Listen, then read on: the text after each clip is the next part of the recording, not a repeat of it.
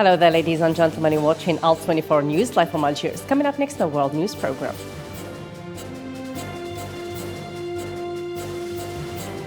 The Ukrainian President Volodymyr Zelensky is calling his people to stay calm as warnings of a potential Russian invasion are growing while Moscow is denying it. Plus,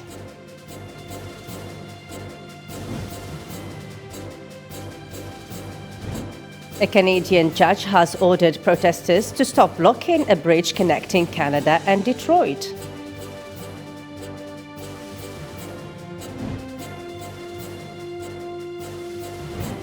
Also coming up in our World News Programme, the World Health Organization's Director General says the acute phase of the COVID-19 pandemic could end this year if 70% of the world's population is vaccinated by July.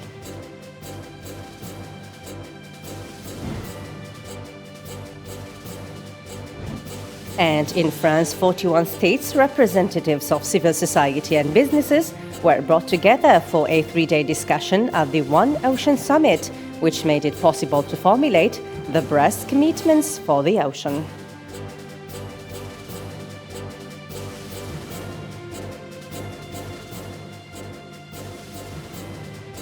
Thank you for joining us, and we start with this developing story. In a call with his US counterpart Blinken, the Russian foreign minister accused Washington of conducting anti-Russia a propaganda campaign about possible Russian invasion of Ukraine. Lavrov also said in Saturday's phone call with Antony Blinken that Washington and Brussels had ignored key Russian security demands. From his side, US Secretary of State Antony Blinken has told his Russian counterpart Sergei Lavrov that a diplomatic path to resolving the crisis over Ukraine remains open, but that it would require Moscow to de-escalate and engage in good faith discussions. The Ukrainian President Volodymyr Zelensky is calling his people to stay calm as warnings of a potential Russian invasion are growing, while Moscow is denying it. The United States ordered on Saturday the evacuation of most of its embassy staff in Kiev amid fears of a Russian invasion of Ukraine is increasingly imminent. It's our borders, it's our territory. You know, I have to speak with our people like like a president and say people truth, and the truth that we have different information. And now the best friend for enemies, that is panic in our country. And all this information that helps only for panic doesn't help us. And on the other hand, the White House warns of an immediate threat of Russian invasion in Ukraine. Mariam Zian has more details. According to the Biden administration, President Vladimir Putin may launch a military attack on Ukraine at any time, which has built up a significant land, sea, and air troops on the three sides of its smaller neighbor. Despite massing more than 100,000 troops near the Ukrainian border, Moscow has denied any plans to attack the country. Efforts to de-escalate tensions through diplomacy are still ongoing, with both the US and French presidents scheduled to speak with Vladimir Putin by phone on Saturday. Meanwhile, Moscow has accused the US and other Western countries of inciting hysteria. U.S. National Security Advisor Jake Sullivan said Russian forces were now in a position to be able to mount a major military action. We continue to see signs of Russian escalation, including new forces arriving at the Ukrainian border. As we've said before, we are in the window when an invasion could begin at any time, should Vladimir Putin decide to order it.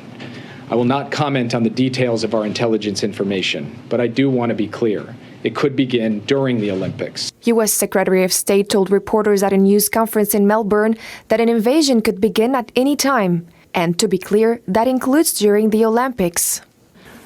We continue to see very troubling signs of Russian escalation, including new forces arriving around Ukraine's borders. As I said yesterday, we're in the window when a Russian invasion could start at any time. The U.S. president convened a video call with transatlantic leaders on Friday, during which they agreed on coordinated action to penalize Russia with economic sanctions if it attacked Ukraine. It also announced the deployment of 3,000 additional troops from Fort Bragg to Poland to secure the defense of U.S. partners. The call came as Russia strengthened its military around Ukraine and Belarus, Western Russia and Crimea, which it annexed from Ukraine in 2014. These moves were described by the US and NATO leaders as invasion preparations. UK, Canada, the Netherlands, Latvia, Japan and South Korea have urged their nationals to leave Ukraine. Russia's foreign ministry has accused Western countries of spreading false information. US National Security Advisor Jake Sullivan said Russian forces were now in a position to be able to mount a major military action, in remarks seen as a clear escalation in the urgency of warnings from US officials. We want to be crystal clear on this point. Any American in Ukraine should leave as soon as possible, and in any event in the next 24 to 48 hours. We obviously cannot predict the future. We don't know exactly what is going to happen, but the risk is now high enough, and the threat is now immediate enough, that this is what prudence demands. If you stay, you are assuming risk, with no guarantee that there will be any other opportunity to leave, and no prospect of a U.S. military evacuation in the event of a Russian invasion. To the UK now, where Number 10 confirmed late on Friday night that the Prime Minister Boris Johnson has been sent a questionnaire by Scotland Yard over alleged parties in Downing Street. Mr Johnson is likely to have been contacted via email and will now have 7 days to provide his response. This comes as Scotland Yard are in the process of contacting more than 50 people believed to have taken part in alleged lockdown-busting events in Downing Street. A Canadian judge has ordered protesters to stop blockading or blocking a bridge connecting Canada and Detroit. The days-long protest has slowed trade and raised concerns in Washington. Sid Islam has more details. A Canadian judge on Friday ordered activists to leave the blocked area on the Windsor, Canada, which connects the American city of Detroit, as activists oppose Prime Minister Justin Trudeau's administration and coronavirus policies. The so-called freedom blockade has remarkably disrupted the flow of commodities between the two countries. A tweet of the mayor of Windsor, Drew Delkins, came to line, announcing the order of the judge to clear the area. However, the protesters remained on the spot, neglecting the deadline given by the court and the authorities' warnings that might lead to protesters' detention. Ontario Premier Doug Ford has urged the protesters to leave, calling the act of blocking the crossing bridge as illegal. So let me be as clear as I can. There will be consequences for these actions, and they will be severe. We've already started by going after the money funding the illegal occupation. Yesterday, an Ontario court granted our request to freeze the funds from Give, Send, Go for the convoy. Today, I'm using my authority as Premier of Ontario to declare a state of emergency in our province. On the other hand, Canadian Prime Minister Justin Trudeau promised that all options will be used in order to remove the demonstrators from the region. He then spoke directly to the crowd, urging them to disperse. The illegal blockades are hurting Canadians, whether they're in Ottawa, Windsor, Coutts or Emerson. They're endangering jobs, they're threats to our economy and to public safety. We both agree that blockades are unacceptable and that they have to end for the good of all Canadians. Canada is facing a huge economic problem, which is driven by the Ambassador Bridge blockade. The latter is the busiest border crossing between the United States and Canada. Similar convoys have been organized in France and New Zealand as a result of demonstrations in Canada.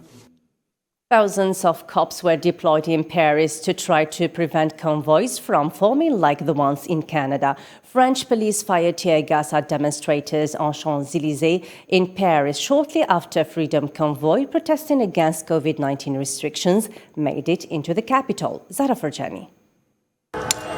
French police fired tear gas at demonstrators on the Champs-Élysées Avenue and other places in Paris on Saturday, after Freedom Convoy from towns and cities around the country protesting against COVID-19 restrictions made their way into the capital Paris to copy Canada's Freedom Convoy protests against COVID-19 restrictions. Police have mobilized thousands of officers, set up checkpoints and deployed armored personnel carriers and water cannon trucks in preparation for the protests. This comes after the Paris police chief Didier Lallemant said they had created a temporary car pound, which together with dozens of tow trucks will put an end to any blockage.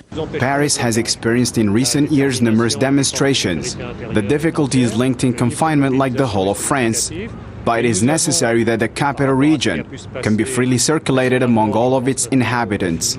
Prime Minister Jean Castex vowed to remain committed. If they block traffic or if they try to block the capital, we must be very firm about this. Protesters are demanding a withdrawal of the government's vaccine pass, which is required for access to many public spaces, and more help with their energy bills. With the vaccination pass, we can no longer go where we want. We can no longer do what we want. So it is time that we were given back our freedoms. We can't anymore. So we are going to try to make sure to be heard and to change that. Hundreds of cars and vans from Lille, Strasbourg, Chateaubourg and elsewhere stopped Friday evening at the gates of Paris, but a police source said no convoy had entered the capital. To some good news about COVID-19, according to World Health Organization's Director General, the acute phase of the COVID-19 pandemic could end this year if 70% of the world's population is vaccinated by July. For more details, let's follow this report. According to the head of the World Health Organization, the acute phase of the COVID-19 pandemic could curb this year, if about 70% of the world population gets vaccinated. Our expectation is that this pandemic, the acute phase of this pandemic will end this year. Of course, with one condition, meaning the 70% vaccination by mid this year, around June, July. This came during a visit to Afrigen Biologics and Vaccines, which has produced the first mRNA COVID vaccine made in Africa, using Moderna's sequence. The vaccine ought to be ready for clinical trials in November, with approval to be expected in 2024. Afrigen is leading the pilot project, supported by the WHO and the COVAX initiative. However, in Africa, rates are still disappointingly small. Only 11% of the continent has been inoculated, which is the lowest rate in the world. Last week, the World Health Organization's Africa offices said Africa must boost its jab level 6 times to reach the 70% target. In France, 41 states representatives of civil society and businesses were brought together for a 3-day discussion at the One Ocean Summit, which made it possible to formulate the Brest commitments for the ocean, a document which summarizes the main measures taken to protect the biodiversity, the resource and the exploitation of the oceans on a planetary scale. Nabil Khazini. In the coastal French city of Brest, some 30 heads of state from around the globe were hosted to participate in the One Ocean Summit. The summit sought to step up the international community's ambition on maritime issues and put into practice a shared responsibility for the oceans. Today, this ocean is in danger. Pollution, chemicals, plastic waste, overexploitation, you name it and you know it. The ocean is too large for any one of us, and yet so fragile. These commitments revolve around 4 main themes: protecting the biodiversity and resources of the oceans, joining forces to face climate change, ending plastic pollution in the seas, and putting the ocean at the heart of the international political agenda. We want to see concrete commitments. Currently, only 3% of the world's marine habitat are protected in designated reserves. But scientists recommended that we protect 30% of marine habitat in order to continue to benefit sustainability from these ecosystems. The planet has one global ocean. An estimated 97% of the world's water is found in the ocean. This has considerable impacts on weather, temperature, and the food supply of humans and other organisms.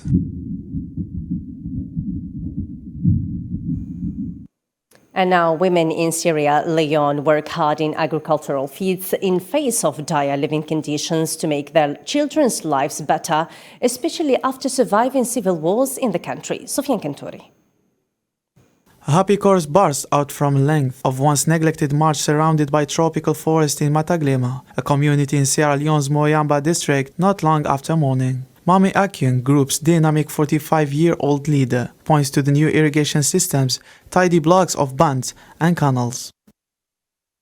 We cut the trees by hand. It was tough. There was pain, but it was an opportunity for us, and we have used it to better our lives. For many years, these women tilled the region's uplands, mostly farming cassava, a root crop. I wanted us to come together. Some don't have fathers, mothers, brothers, husbands. Many of us are widows because of Ebola and war. However, clashes between farmers and miners who are harvesting Moyamba's large resources of rutile, a mineral used to generate a dazzling white color in ceramic and paint, erupted on a regular basis. Leone imports everything, so there is that high demand for foreign exchange, And when the demand for somebody's property is higher than yours, then the price goes up.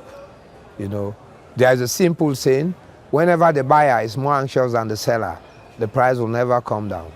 The competition for resources resulted in violent conflicts, with anti-mining rallies, including barricades by enraged people and even the burning of local chiefs' residence. And for more news around the world, let's follow this report by Miriam Zian. A Central Election Commission official said after the president hinted he planned to resign, Turkmenistan will hold an early presidential election on March 12. In his strongest hint that he wants to resign, the country's leader said that he reached a difficult decision about his leadership because of his age, adding that the country needed young leaders. Thai authorities scrambled Friday to contain the country's second oil spill in less than 3 weeks in the Gulf of Thailand. An estimated 5 tons was believed to have leaked 20 kilometers off the eastern province of Rayong, in the same location where at least 22 tons spilled into the sea on January 25. After a series of power failures and protests disrupted the public, Sri Lankan president designated the public healthcare and electricity supply to be vital services on Friday evening. The president said the declaration was being made considering the services provided by any public institution that is engaged in electricity supply, and the health services are essential to the life of the society. Protests and a strike organized by healthcare workers last week paralyzed the country's public health service, resulting in thousands of people, many of whom are low-income earners, line up for hours at government hospitals. Myanmar's military council announced on Saturday that it will release more than 800 prisoners as part of a Union Day amnesty. Military Council Chairman Min Aung said in a statement that based on an amnesty order to commemorate the Diamond Jubilee of Union Day, which falls on Saturday, 814 prisoners will be released. And now it's time to learn what's new about world's economy in this report by Sid Islam. Diesel pump prices have reached new highs, adding to the misery for motorists and increasing costs for businesses, as the fuel powers the vast majority of trucks and vans on UK roads. Global shares became the growing concerns regarding the increase in Ukrainian tensions and the prospect of a tightened interest rate hike timeline from the US Federal Reserve in a response to decades-high inflation. According to the Justice Department, desires to depose a number of Apple's top executives because it prepares for tribulation to decide if Alphabet's Google broke antitrust regulation in the way it runs business. The central bank said Peru's economy is predicted to possess stayed on top of pre-pandemic levels in December and January because of the recovery of internal demand and a record in exports, despite lower mining output when social conflicts continue. And for some entertainment news, let's have a look at these summaries. Nova Scotia is easing COVID-19 restrictions around arts and culture events on Monday, the province announced in a release Friday. Starting Monday, sports practices and rehearsals for arts and culture performances can have up to 25 people indoors and 50 outdoors. The release noted that all other restrictions will remain in place until February 14th. Saudi Arabia's Ministry of Culture and the General Entertainment Authority signed an agreement to develop the cultural and entertainment sectors in line with the goals of the kingdom's Vision 2030. Prince Badr bin Abdullah bin Farhan, Minister of Culture and Chairman of the General Entertainment Authority, Turkey Ali Sheikh, signed the Memorandum of Understanding, the ministry said on Tuesday. Lauren Smith's death family seeks answers about their daughter's death. When a white woman goes missing, the whole world drops everything. We are done with this valuation, the family's lawyer said. The family of Lauren Smith feels intends to sue Bridgeport, Connecticut, over city authorities' handling of the 23-year-old Unitmili death. The family is also asking that an independent agency be brought in to handle the investigation of the death. And finally, we wrap up our news program with some insights regarding Beijing Winter Olympics in this report. The United States men's ice hockey team currently sits on top of Group A on 6 points and faces Germany in the final group game on Sunday after winning against the Canadian team for the first time in 12 years. According to the International Olympic Committee, the lack of natural snow at the Beijing Winter Olympics is disturbing. Obviously, we're in winter sports, and we have to acknowledge that what you see on the screen might be disturbing for some people. But the reality is that the Chinese are actually doing and delivering this winter sports with sustainability in mind and in everything they've done. Marius Lindvik won Norway's 8th golden medal of Beijing Olympics 2022 with victory in the men's ski jump in large hill. The 23-year-old Lindvik dedicated his medal to everyone who supported him and helped him to be where he is today. Miho Takagi leads her team of In Perfect Harmony in the women's speed skating team. Japan set a new Olympic record of 2 minutes, 53 seconds and 61 milliseconds and qualified fastest for the semi-finals ahead of Canada, the Netherlands and Russia. And now it's time to have a reminder of our main top stories. The Ukrainian President Volodymyr Zelensky is calling his people to stay calm as warnings of a potential Russian invasion are growing while Moscow is denying it.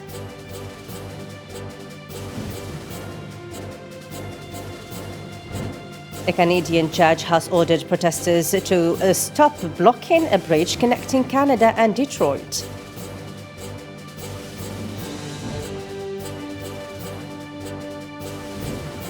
The World Health Organization's Director General says the acute phase of the COVID-19 pandemic could end this year if 70% of the world's population is vaccinated by July.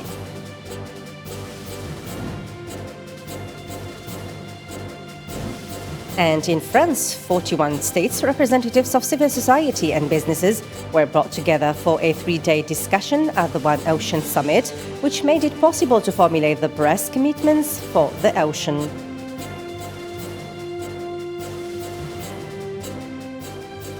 That's it for this edition. Thanks for watching. Bye for now.